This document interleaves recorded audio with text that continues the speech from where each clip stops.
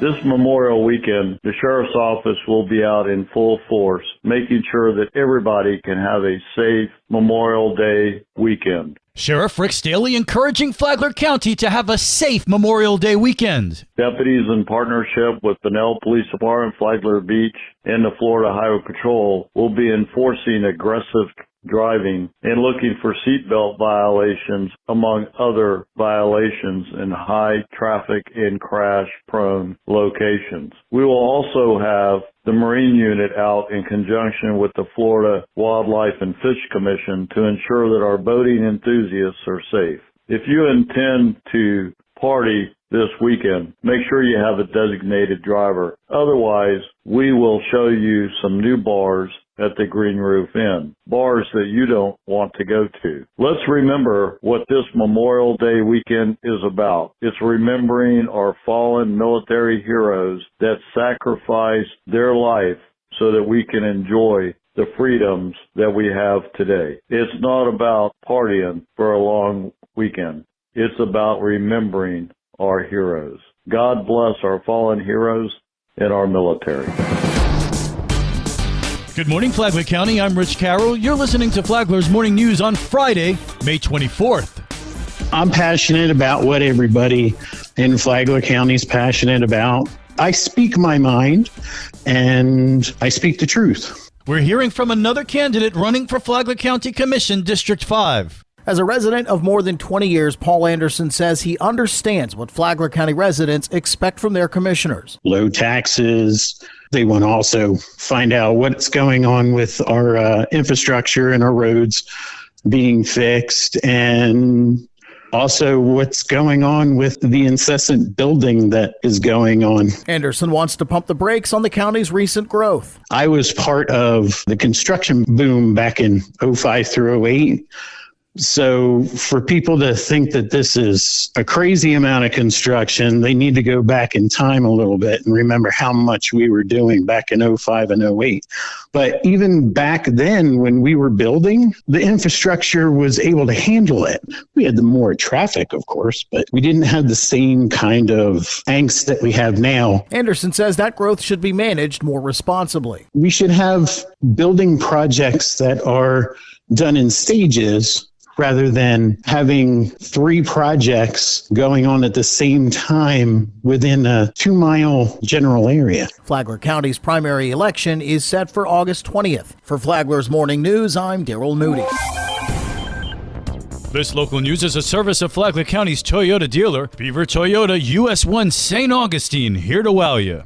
How does the Tag V Bear Foundation help everybody? With a fundraiser, of course. Here's Kathy Ostrino and friend Heather Thompson from HT Production Company. And bring diapers or wipes. Or $10 donation, June 9th, 11 a.m. to 4 p.m. And it's at the Florida Ag Museum, which is at 7900 Old Kings Road North. Okay, Heather and Kathy together, but Kathy and Tag and Rita and all the Cubs will be at the 9th Annual Fundraiser Festival. There will be music, food, games, and fun to raise funds for all that Tag V Bear does in Flagler County. Lifeline is on WNZF on Saturday mornings at 9, and it's on the Flagler radio app. From the WNZF newsroom, I'm Deb Albertson.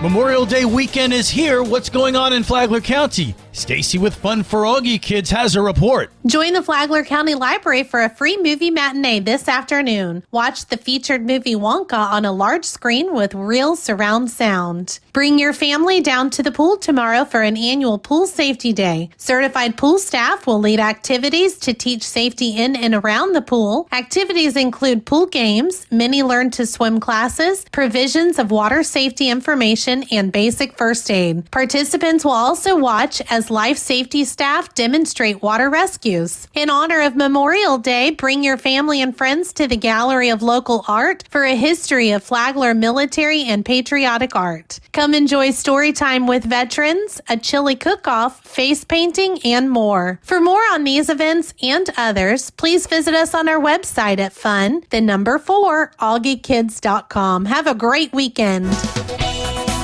And now you're up to date on Flagler's Morning News. I'm Rich Carroll.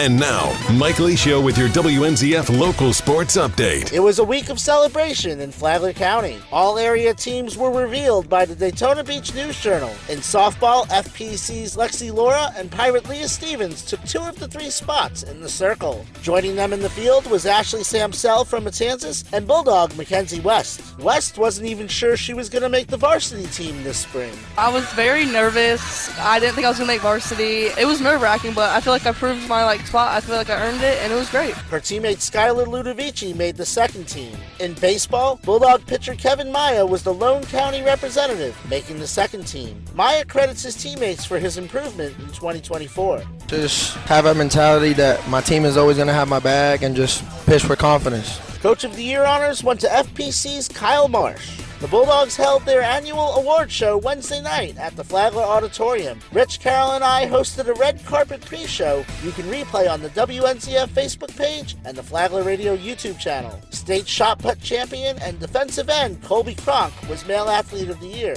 Wrestler Nina Borgman, a state and national champion, was Female Athlete of the Year. Nina on handling success. I feel like I'm just ready for it. I feel like that's the easy part. The hard part is going to practice every day. Even when you don't feel like going to practice, just going there and working hard. I mean, it's just something I want. I don't want to stop doing it, so I keep on going. I spoke with Nina after Nationals. Hear that interview tomorrow on the Rich and Mike Sports Show, 7:30 a.m. on WNCF and always on the Flagler Radio app. Last night, FPC hosted Pine Ridge in their spring football game. FPC got going early with a 9-yard touchdown run by Marcus Mitchell to jump up 7-0. After a Case Dennis fumble recovery, Cole Walker scored from 9 out to make it a 14-point game. Walker found Robbie Daly for the first of his 3 touchdown passes to extend the lead to 21. He then connected with Mikhail Zizek for a 20-yard touchdown, making it 28-0. Walker hit Braylon Simmons for 41, setting up his final score to Roman Caliendo in the third. Cole finished 12 for 18 with 180 yards and 4 touchdowns in the 38-7 win. Colby Cronk had 3 sacks. Caliendo had 9 catches for 105 yards and a touchdown. It felt good, yeah. It's been my first time in a while having a really solid game, and the whole team did really good today. To Marcus Mitchell, 11 carries for 70 yards and a touchdown just means it's time to get back to work. Always got to put in work, no days off. Even on the weekends, you always got to stretch,